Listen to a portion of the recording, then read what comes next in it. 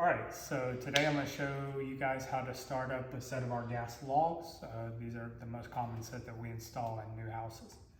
So before you start the fireplace, you'll need to make sure that the gas is on.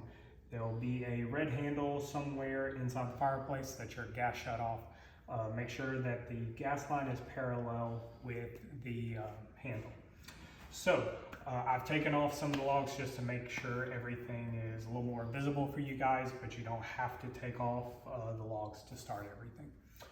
So to light the pilot, first thing we'll do is we'll look over here to this knob all the way to the right. We got a little arrow over at 3 o'clock and it'll point to one of three positions. We have off, pilot, and on. So right now the arrow is pointed in the off position, so we're going to try to turn it to the pilot position. Now it won't let us turn it on its own. We actually have to push it in about halfway and then it'll allow us to turn it to the pilot position. Now with it in the pilot position, we're going to push it all the way in. If the gas is open, you'll actually be able to hear a little bit of a whistle sound coming from right here. So with the gas flowing, you'll also come over here and you've got this button that says igniter that creates a spark right up here. So with this button held down, feeding it gas, you'll hit the spark and it'll light. Now it can take several minutes to light it if it's not been lit before. It could take 5, 10, upwards of 15 minutes to light that pilot light sometimes.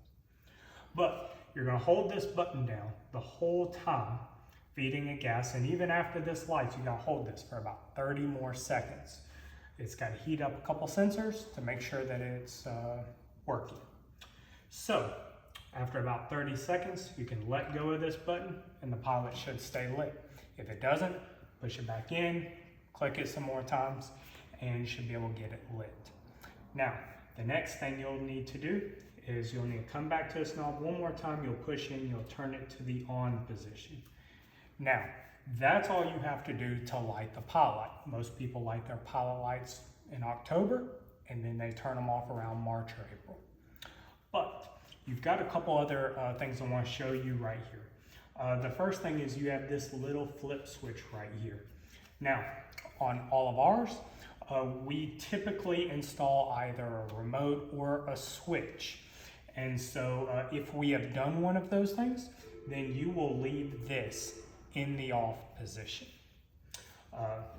So just leave this in the off position. If you do not have a remote, do not have a switch, you can flip on you can flip this switch to turn it on. You also have this knob right here.